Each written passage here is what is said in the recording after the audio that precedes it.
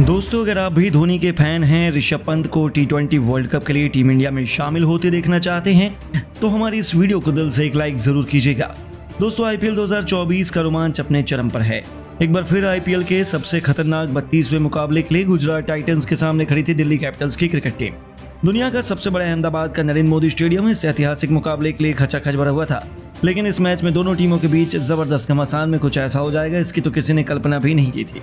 और यह मैच एक बार फिर इतिहास के पन्नों में अपनी जगह सुनहरे अक्षरों में लिखवा कर चुका है। लेकिन सबसे पहले टॉस की बात करें तो सिक्का उछाला गया तो दिल्ली कैपिटल्स के कप्तान ऋषभ पंत के पक्ष में रहा और उन्होंने टॉस जीतकर पहले गुजरात को बल्लेबाजी करने का न्योता दिया। गुजरात की तरफ से अपनी टीम को तूफानी शुरुआत दिलाने के इरादे से ही शुभमन गिल के साथ रिद्धिमान साहा की खतरनाक जोड़ी मैदान में उतरी थी। पहले ही ओवर में गिल ने खलील अहमद को बाउंड्री के दर्शन कराकर चौके से अपना खाता खोल लिया और ऐसा लगा कि यह खिलाड़ी जबरदस्त फॉर्म में है। दूसरे ओवर में ही ईशांत शर्मा का स्वागत भी गिल ने मैदान को चीरते हुए चौके से किया। उनका बल्ला अभी से दहाड़ना शुरू कर चुका था, लेकिन दोस्तों उनकी रणनीति ज्यादा लंबी नहीं चल पाई। ईशांत शर्मा ने अपने अनुभव का बखूबी फायदा उठाते हुए ईंट का जवाब पत्थर से दिया और ओवर की 5वीं गेंद पर गिल को पवेलियन भेजकर उन्होंने गुजरात को 440 वोल्ट का झटका दिया था, जहां शुभमन गिल 6 गेंद पर केवल 8 रन बनाकर पवेलियन लौट आए और 2 ओवर में गुजरात 12 रन बना पाई थी। 1 विकेट उन्होंने गंवाया था। उनके आउट होने के बाद मैदान में बल्लेबाजी करने के लिए साई सुदर्शन को भेजा गया था। इस बल्लेबाज में प्रतिभा तो बहुत थी और आते ही उन्होंने इसका नजारा भी दिखाया। तीसरे ही ओवर में खलील अहमद की जमकर पिटाई करते हुए एक के बाद एक 2 खतरनाक चौके लगाए। 3 ओवर में ही अपनी टीम को 23 रनों तक पहुंचा दिया। लेकिन दोस्तों, दिल्ली की खतरनाक गेंदबाजी के सामने गुजरात का सितारों से सजा बल्लेबाजी क्रम इस कदर घुटने टेक जाएगा इसकी उम्मीद किसी ने भी नहीं की थी। चौथे ही ओवर में रिद्धिमान साहा भी हार मान बैठे और मुकेश कुमार की घातक गेंद के आगे उनकी एक न चली। मुकेश ने रिद्धिमान साहा को क्लीन बोल्ड कर गुजरात के दोनों ओपनर्स को वापस भेज दिया, जहां रिद्धिमान साहा 10 गेंद खेलकर केवल 2 रन बना पाए। लेकिन दोस्तों, यह तो तूफान के पहले की शांति थी, असली तबाही तो अभी भी आने वाली थी। अभी से जहां गुजरात खेमे में मातम छाया हुआ था तो अभी उनकी आंखों में आंसू आने बाकी थे। इसके बाद तो मानो क्रिकेट की झड़ी ही लग गई विकेटों की। 5वां ओवर लेकर आए ईशांत शर्मा ने केवल 2 गेंद में गुजरात की कमर तोड़कर रख दी। उन्होंने इस बार साई सुदर्शन को अपना शिकार बनाया और गुजरात को तीसरा झटका दे दिया, जहां साई सुदर्शन 9 गेंद पर केवल 12 रन बनाकर वापस लौटे। तो ओवर की आखिरी गेंद पर ईशांत ने किलर मिलर के नाम से मशहूर डेविड मिलर को भी चलता कर हाहाकार मचा दिया। 5 ओवर में गुजरात केवल 30 रन बनाकर अपने 4 बल्लेबाजों को गंवा चुकी थी और दिल्ली ने पूरे तरीके से मैच में शिकंजा कस लिया था। गुजरात के मैदान पर अभी से दिल्ली के नारे सुनाई दे रहे थे और 6 ओवर के पावर प्ले में गुजरात केवल 30 रन बना पाई थी। उनके 4 बल्लेबाज पवेलियन लौट चुके थे। हालत तो ऐसी थी कि अब मैदान में राहुल तेवतिया के साथ अभिनव मनोहर को उतरना पड़ा। राहुल तेवतिया ने चौका लगाकर अपनी पारी की शुरुआत की और अपनी टीम को संभालना चाहा। 8 ओवर में उन्होंने अभिनव मनोहर के साथ मिलकर गुजरात को 43 रनों तक पहुंचा दिया। वह फूंक फूंक कर कदम रख रहे थे और बिल्कुल भी रिस्क नहीं लेना चाहते थे। ऐसा लगा कि गुजरात की पारी पटरी पर वापस आ जाएगी, लेकिन दोस्तों यह तो केवल एक गलतफहमी थी। 9वें ओवर में ऋषभ पंत ने एक नई चाल चली। उन्होंने पार्ट टाइमर ट्रिस्टन स्टब्स को बुलाया और यहीं से गुजरात की किस्मत पलट गई। जी हाँ, इस जादुई गेंदबाज ने तीसरी गेंद पर मनोहर को अपने जाल में फंसा लिया और गेंद इतनी ज्यादा स्पिन हुई कि बल्लेबाज हक्का बक्का रह गया। ऋषभ पंत ने बिजली की रफ्तार से उनके विकेट उखाड़कर स्टंप दिया और इन्हीं के साथ अभिनव मनोहर को 14 गेंद पर 8 रन बनाकर वापस लौटना पड़ा। गुजरात के 5 बल्लेबाज वापस लौट गए और इतना ही काफी नहीं था। 5वीं गेंद पर स्टब्स ने बल्लेबाजी करने आए इंपैक्ट प्लेयर शाहरुख खान का भी शिकार कर गुजरात की कमर तोड़ दी। लगातार गिरे 2 विकेटों ने दिल्ली की जीत को इस मैच में सुनिश्चित कर दिया था और भले ही उनके बाद बल्लेबाजी करने राशिद खान ने खाते से अपना खाता खोला, बावजूद उसके गुजरात 9 ओवर में केवल 54 रन बनाकर अपने 6 बल्लेबाजों को खो चुकी थी। उनके लिए तो यहाँ से 100 रन बनाना भी मुश्किल लग रहा था। 10वें ओवर में अक्षर पटेल के खिलाफ राजिद ने एक और चौका लगाया और तेजी से अपनी टीम को आगे बढ़ाना शुरू किया। 10 ओवर में कछुए की रफ्तार से गुजरात ने 61 रन बनाकर 6 बल्लेबाज खोए थे। दिल्ली की जीत तो मानो अभी से सुनिश्चित हो चुकी थी। वहीं गरीबी में आटा गीला।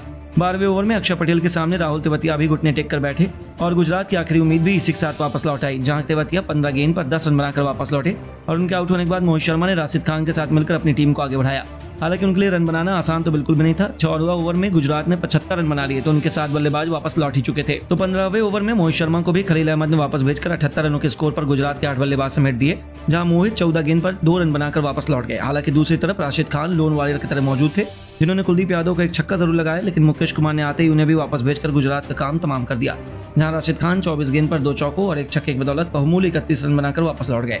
और इसी ओवर में नूर अहमद को क्लीन बोल्ड कर मुकेश कुमार ने गुजरात की पारी को 89 रनों पर ही समाप्त कर दिया, जहां दिल्ली के लिए मुकेश कुमार ने सबसे अधिक 3 सफलताएं हासिल की और अब दिल्ली के सामने 90 रनों का एक आसान सा लक्ष्य था, जिसका जल्द से जल्द पीछा करने के इरादे से पृथ्वी शॉ के साथ जैक फ्रेशर्स मैंगर को मैदान में भेजा गया और पहले ओवर में इस खतरनाक बल्लेबाज ने दिखा दिया कि वह क्या करने के काबिल है। दूसरी गेंद पर प्रेशर मैगर्क ने संदीप वारियर का स्वागत गेंदबाज के सिर के ऊपर से आसमानी छक्का ठोककर किया तो चौथी गेंद पर एक और इसी अंदाज में मैदान को चीरते हुए एक करारा चौका लगाकर उन्होंने पहले ओवर में 14 रन बटोर डाले। गुजरात के फैंस तो अभी से आंसू बहाने लगे और ये बल्लेबाज तो सर पर कफन बांध कर आया था। दूसरा ओवर लेकर आए स्पेंसर जॉनसन का स्वागत भी मैगर्क ने इस बार अपने खतरनाक शॉट से गेंद को स्टेडियम के दूसरे स्टैंड में छक्के के लिए डिपॉजिट करके किया।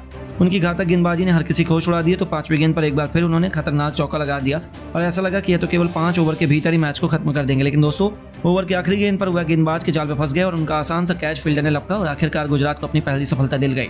यहाँ यह बल्लेबाज 10 गेंद पर 2 चौकों 2 तूफानी छक्कों की बदौलत 20 रन बनाकर वापस लौटा और अब नंबर 3 के पायदान पर बल्लेबाजी करने के लिए अभिषेक पवेल को भेजा गया। दूसरी तरफ पृथ्वी ने रनों की रफ्तार में कमी बिल्कुल नहीं होने दी। अगले ही ओवर में संदीप वारियर की पहली गेंद पर मिले जीवन दान मिलने के बाद दूसरी गेंद पर पृथ्वी ने रिटर्न करते हुए गेंद को बाउंड्री के पार चौके में तब्दील कर दिया। लेकिन दोस्तों अभी तो मैच में असली टेस्ट बाकी था। चौथी गेंद पर पृथ्वी भी गलती कर बैठे। उनका आसान सा कैच स्पेंसर जॉनसन ने लपका और इसी के साथ दिल्ली के दोनों ओपनर पवेलियन की शोभा बढ़ाने वापस लौट गए, जहां पृथ्वी भी केवल 7 रन बनाए और 3 ओवर में दिल्ली ने 31 रन बना दिए। 2 बल्लेबाज को दिए और मैदान पर साइहोप अभिषेक का साथ निभाने के लिए आए थे। हालांकि गुजरात की गेंदबाजों ने अच्छी लड़ाई लगी लेकिन इस लक्ष्य को डिफेंड कर पाना उनके बस की बात नहीं थी और आसानी से दिल्ली ने इस मैच को अपने नाम किया और एक नया इतिहास लिख दिया। लेकिन दोस्तों आपको क्या लगता है दिल्ली और गुजरात में कौन बनेगा आईपीएल 2024 के चैंपियन? आप किसे सपोर्ट कर रहे हैं? अपनी कीमती राय में नीचे कमेंट करके जरूर बताइएगा। दोस्तों गुजरात की टीम को ऐतिहासिक तरीके से उनके घर में पूरी तरीके से हराने के बाद ऋषभ पंत ने धोनी रोहित को तो याद किया ही, साथ ही अपना यह अवार्ड ना ईशांत शर्मा जैसे सीनियर खिलाड़ी को दान कर दिया। और उसके बाद अपने बयान में जो कुछ इन सब के लिए ऋषभ पंत ने कहा, अगर आप वो सुन लेंगे तो आपको न सिर्फ उनमें धोनी की छवि दिखेगी बल्कि उनके लिए इज्जत मन में आज 10 गुना बढ़ जाएगी। आखिरकार दोस्तों ऋषभ पंत ने क्या कहा, उनके पूरे बयान का वीडियो आपके सामने रखने जा रहे हैं। लेकिन उससे पहले आप सभी को क्या लगता है, क्या ऋषभ पंत आगे चलकर धोनी की जगह ले पाएंगे या नहीं? नीचे कमेंट कर जरूर बताइएगा। दोस्तों आईपीएल 2024 में अपनी जबरदस्त कप्तानी, विकेट कीपिंग, बल्लेबाजी के लिए मशहूर हो रहे ऋषभ पंत ने गुजरात में इतिहास रचा है। आपको बता दें कि गुजरात टाइटंस की टीम के कप्तान शुभमन गिल जो अच्छी लय में चल रहे हैं वो आज ऋषभ पंत के सामने फेल होते नजर आए। इनफैक्ट उनकी पूरी की पूरी टीम फेल हो गई। ऋषभ पंत ने दोस्तों टॉस जीता, टॉस जीतकर गेंदबाजी चुनी। मुकेश कुमार, ईशांत शर्मा के साथ मिलकर ऐसा तहलका मचाया ना कि ये टीम 100 तक भी नहीं पहुंच पाई। जी हाँ दोस्तों, आपको बता दें कि रिद्धिमान साहब को मुकेश कुमार 2 रन पर क्लीन बोल्ड करते हैं। शुभमन गिल को 8 रन पर ईशांत शर्मा आउट करते हैं। साई सुदर्शन को 12 रन पर रन आउट किया जाता है। ईशांत शर्मा के हाथों डेविड मिलर 2 रन पर आउट हो जाते हैं। उधर अभिनव मनोहर ट्रिस्टन स्टब्स का शिकार बनते हैं। ले देकर राशिद खान 31 रन बनाते हैं जिससे कि ये टीम 89 पर पहुंच पाती है। लेकिन इनके अलावा और कोई कुछ नहीं कर पाता और जब 90 रन चेज करने हो तो ओवर ज्यादा लगते नहीं। फिर भी दोस्तों 9 ओवर लगे और ऋषभ पंत की शानदार बल्लेबाजी के दम पर 11 गेंद में 16 रन के दम पर इस टीम ने इस मैच को जीता। हालांकि दोस्तों ऋषभ पंत ने इस मैच में कई बार स्टंपिंग्स और कैच भी करे जिसके चलते उन्हें मैन ऑफ द मैच के अवार्ड से भी नवाजा गया। लेकिन गुजरात को उन्हीं के घर में इतनी बुरी तरीके से हराने के बाद जब वो मैन ऑफ द मैच बने तो उन्होंने अपना अवार्ड ना सिर्फ सीनियर प्लेयर ईशांत शर्मा को दिया बल्कि धोनी रोहित को भी याद कर कुछ बड़ी बातें कह गए। दोस्तों आपको बता दें कि ऋषभ पंत ने अपने बयान में कहा, ये जीत वाकई में यादगार है। मतलब कि गुजरात में आकर खेलना तो हमें वैसे ही बहुत पसंद है और अहमदाबाद में हम आगे ऐसे और भी मैचेस खेलना चाहेंगे। लेकिन सच बताऊं तो गुजरात की टीम को हम 89 पर ऑल आउट कर सकते हैं, इस पर न केवल हमें यकीन था बल्कि पूरा का पूरा विश्वास भी था जिस पर हमारी गेंदबाजी टिकी है। और सबसे ज्यादा धन्यवाद मैं करना चाहूंगा ईशू यानी कि ईशांत शर्मा भाई का, जिन्होंने हमेशा हमारी गेंदबाजी यूनिट को इस तरीके से बांध कर रखा है जैसे कि वो सभी गेंदबाजों के बड़े भाई हैं। मैं जानता हूं कि वो आज भी बहुत क्रिकेट खेल सकते हैं, उन्हें बहुत कुछ अभी भी बचा हुआ है।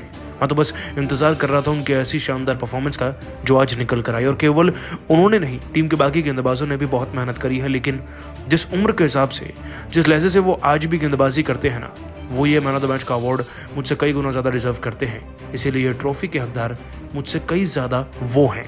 इसके बाद दोस्तों पंत की कप्तानी का राज पूछा गया तो हंसकर वो कहते हैं, सब कुछ धोनी और रोहित भाई से ही सीखा है।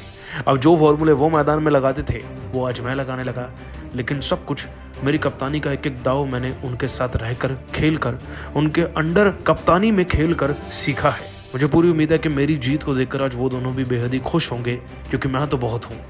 दोस्तों ऋषभ पंत एक हरफनमौला खिलाड़ी और कप्तान हैं। क्रिकेट की दुनिया में अब पूरी तरीके से उनका कमबैक हो चुका है। ना सिर्फ ये चोट से उबर गए हैं बल्कि टीम को भी अपनी गहरी चोटों से उबार रहे हैं इस बार के सीजन में, क्योंकि पॉइंट्स टेबल में एक लंबी छलांग लगाई है। वैसे आप सभी को क्या लगता है, पंत को दूसरा धोनी कहा जाता है, लेकिन क्या ये कभी धोनी की जगह ले पाएंगे? हाँ या ना, आपका जवाब नीचे कमेंट कीजिएगा। और दोस्तों, अपने ही घर पर दिल्ली के खिलाफ मिली शर्मनाक हार के बाद आशीष नेहरा को आई हार्दिक पांड्या की याद। गुस्से में पहले न केवल उन्होंने शुभमन गिल को जमकर फटकार लगाई, बल्कि फिर अपने बयान में गिल को हार का गुनहगार ठहराते हुए उन्होंने हार्दिक पांड्या को लेकर जो कहा, उनकी बातें सुनकर आपके पैरों तले जमीन खिसक जाएगी। तो आखिर क्यों अपनी हार बर्दाश्त नहीं कर पा रहे आशीष नेहरा? ऐसा क्या कुछ कहा उन्होंने गिल और पांड्या से लेकर ऋषभ पंत का भी जिक्र करते हुए, जिनका बयान देखते ही देखते सुर्खियों में छा गया।